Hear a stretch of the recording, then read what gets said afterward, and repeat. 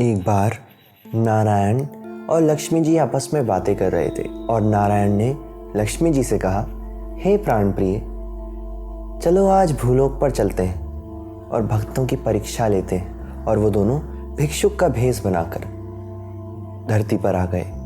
उस दिन रात में मूसलाधार यानी बहुत तेज और घनी बारिश हो रही थी। लक्ष्मी जी ने कहा, हे नारायण, ये सेठ मेरी हमेशा पूजा करता है और ये मुझसे और भी ज़्यादा धन की अपेक्षा करता है। चलिए इसकी परीक्षा लेते हैं। तो वो दोनों सेठ के घर पर पहुंच गए। उन्होंने उसका दरवाज़ा खटखटाया। सेठ ने बाहर आकर बोला, क्या चाहिए तुम्हें? तभी श्री विष्णु ने कहा, हम आज रात का आसरा चाहते हैं। बाहर बहुत तेज बारिश पड़ रही है। क्या हम आज रात आपके यहाँ रुक सकते हैं? सेठ ने सोचा, अगर मैंने इन्हें रुकने दिया तो इनके भीगे कपड़े बदलवाने के लिए मुझे इन्हें कपड़े देने पड़ेंगे, इनके खाने का इंतज़ाम करवाना पड़ेगा, इनके सोने का इंतज़ाम करवाना पड़ेगा और भी न जाने क्या क्या। इससे मेरा कितना ज़्यादा खर्चा होगा और इस खर्चे से मुझे कुछ प्रॉफिट भी नहीं मिलने वाला। तो उसने साफ साफ मना करते हुए गुस्से में कहा, यह कोई धर्मशाला नहीं है जहां पे तुम दोनों यहां आ गए हो। नारायण और लक्ष्मी जी मुस्कुराए और चले गए। तभी नारायण ने कहा, हे प्राण प्रिय, यहाँ पास में ही एक लक्कड़हारे का घर है। उसने हमेशा से मेरी निस्वार्थ भक्ति की है। अपनी भक्ति के बदले उसने मुझसे कभी कोई अपेक्षा नहीं की। मैं आज उसकी भी परीक्षा लेना चाहता हूँ।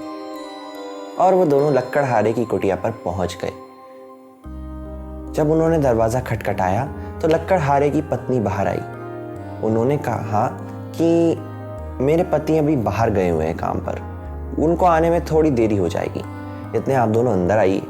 और उसने उन्हें अंदर बुलाया। उसके और उसके पति के कपड़े बहुत पुराने और फटे हुए थे, पर फिर भी उसने जो भी था उसके पास उसने उन दोनों को दिया। उसके बाद उसके घर में सूखे बाजरे की रोटी थी और दाल थी, तो उन्होंने वही खाना बनाया। आपको ये समझना होगा कि लक्कड़हारे के घर पर 2 वक्त का खाना नहीं बनता था, लेकिन उन लोगों के लिए खास करके उसने वो खाना बनाया। उसके बाद उसके घर में केवल 2 ही खाट थी। खटिया कहते हैं ना, जिसपे गाँवों में लोग सोते थे पहले के टाइम में, अभी भी सोते हैं ऐसे काफ़ी गाँवों में। तो 2 खाटें थीं। तो वो और उसके पति ज़मीन पर सो गए और उन दोनों को ऊपर सोने दिया। उसके पति भी घर वापस आने के बाद उन दोनों की सेवा में लग गए और निस्वार्थ भाव से उन दोनों की सेवा की। अगले दिन सुबह जब बारिश रुक गई तो नारायण और लक्ष्मी जी ने कहा कि अब हम चलते हैं, हमें आज्ञा दीजिए। फिर उसके बाद श्री हरि ने कहा, जो जैसा करता है वो वैसा ही भरता है। और उसके बाद वो दोनों चले गए। लक्कड़हारे ने भी अपनी पत्नी से कहा कि मैं भी अब काम पर चलता हूँ, मुझे भी देरी हो रही है, और वो भी चले गए। फिर लक्कड़हारे की पत्नी ने सोचा कि मैं भी अब बर्तन धो लेती हूँ। वो अपने घर के अंदर गई और उसने देखा कि कटोरी में सोना भरा हुआ था। वो ये देखकर हैरान हो गई। जैसे ही उसने कटोरी पलटी, वो फिर सोने से भर गई। उसने दोबारा पलटी, वो फिर सोने से भर गई। उसकी पूरी कुटिया सोने से भर गई, पर कटोरी का सोना समाप्त नहीं हुआ। देखते ही देखते एक ही पल में लक्कड़हारा सबसे ज्यादा अमीर हो गया, उस सेठ से भी ज्यादा। जब सेठ को ये बात पता चली तो उसने सोचा कि कुछ दिन पहले तो ये लक्कड़हारा मुझसे तक उधार मांगता था और मैं इसे उधार नहीं देता था, और आज ये इतना अमीर हो गया है कि मैं अपने पैसे को 10 गुना भी कर दूं तो भी इसके आगे कुछ भी नहीं है। इतनी जल्दी ये इतना अमीर कैसे हुआ? तो सेठ लक्कड़हारे से पूछने उसके महल पहुंच गया और लक्कड़हारे ने सेठ जी को बिठाया और बोला कि मैं आपकी क्या सेवा कर सकता हूँ। सेठ ने कहा कि तुम इतनी जल्दी अमीर कैसे हो गए? तो लक्कड़हारे ने पूरी बात बताई कि भिक्षुक आए थे, उनकी मैंने सेवा की और ऐसे ऐसे हुआ। तो सेठ जी बहुत दुखी हुए। उन्होंने सोचा वो तो पहले मेरे घर आए थे, हो सकता है कि मेरा भी पैसा इस लक्कड़हारे से भी ज़्यादा हो जाता। सेठ जी को बहुत अफसोस हुआ। तो सेठ जी ने कहा, जब भी वो अगली बार आएंगे तो मुझे वादा करो कि तुम उन्हें मेरे पास भेज दोगे? मैं इस बार उनकी सेवा करना चाहता हूँ। ठीक है, लक्कड़हारे ने उनको वचन दिया कि वो उनके पास उन्हें भेज देंगे। श्री विष्णु और लक्ष्मी जी ने सोचा कि अब हम इसकी परीक्षा दोबारा लेकर देखते हैं, क्या पता ये सेठ सुधर गया हो। श्री विष्णु जी ने कहा, जी, और वो दोनों दोबारा भिक्षु का भेष बनाकर पहुंच गए। पर इस बार उन्होंने सोचा कि पहले इस लक्कड़हारे की दोबारा परीक्षा लेकर देखते हैं कि इसके अंदर कहीं इस पैसे को पाने के बाद अहंकार तो नहीं आ गया। तो पहले वो लक्कड़हारे के घर पहुंचे। लक्कड़हारे ने उनको बिठाया और कहा, प्रभु, आप ये मेरा सब पैसा वापस ले लीजिए। आप दोनों के दोबारा दर्शन क्या हो गए, मैं तो इसमें ही बहुत संतुष्ट हूँ। उसका ये भाव देखकर भगवान ने संतुष्टि की कि ये अभी भी अहंकार मुक्त है। और लक्कड़हारे ने कहा, मेरा दुर्भाग्य है कि मैं सेठ जी को वचन दे चुका हूँ कि इस बार आपकी सेवा वो दोनों करेंगे।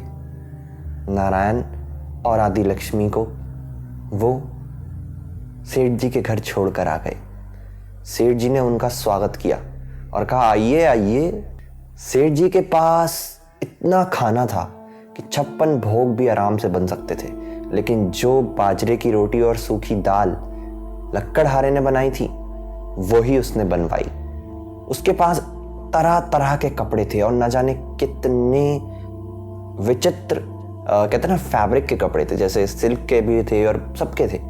तो उस पर उसने क्या किया, वही फटे हुए और पुराने कपड़े लक्कड़हारे से पुराने मांग के लाया और वही उन्हें पहनाए। यूं तो उसके घर में हजारों कमरे और न जाने कितने पलंग थे, इतने अच्छे अच्छे बिस्तर थे, लेकिन उसने वही खाट मंगवा कर सुलाया। नारायण और लक्ष्मी जी ने इसको स्वीकार किया मुस्कुराकर। और अगले दिन जब वो जाने लगे तो उन्होंने कहा, धन्यवाद सेठ जी, जो जैसा करता है वो वैसा ही भरता है। और वो चले गए। सेठ जी ने अपनी पत्नी से कहा, सेठानी जल्दी जा, रसोई में जा, देख सारे बर्तन सोने से भरे हुए होंगे। जैसे ही सेठ जी की पत्नी रसोई में गई, सोना तो नहीं था, पर हाँ, उस कटोरी में पिछली रात की खराब हुई दाल पड़ी हुई थी। तो सेठानी ने सोचा, चलो इसको धो लेती हूँ। जैसे ही उसने कटोरी पलटी, वो फिर से पुरानी खराब दाल से भर गई। पलटी फिर भर गई, पलटी फिर भर गई। सेठ जी का पूरा घर सड़ी हुई खराब दाल से भर गया, लेकिन उस दाल को वो उस कटोरी से रोक नहीं पाए। इस कहानी से हमें कई शिक्षाएं मिलती हैं। सबसे पहले तो ये कि काम, क्रोध, लोभ, मोह, ईर्ष्या और अहंकार मनुष्य का पतन कर देता है। दूसरा, कर्म योग के बारे में, जब हम बिना किसी स्वार्थ के भक्ति करते हैं तो उसका कर्म का फल भी अच्छा ही मिलता है। धन्यवाद। ऐसी कहानी सुनने के लिए चैनल को सब्सक्राइब करिए, लाइक कीजिए और शेयर करना ना भूलिए। अगली वीडियो मेरे चैनल की बहुत खास होने वाली है। अगली वीडियो में मैं बताऊंगा कि कल की एनर्जी से कैसे जुड़े। देखते रहिए।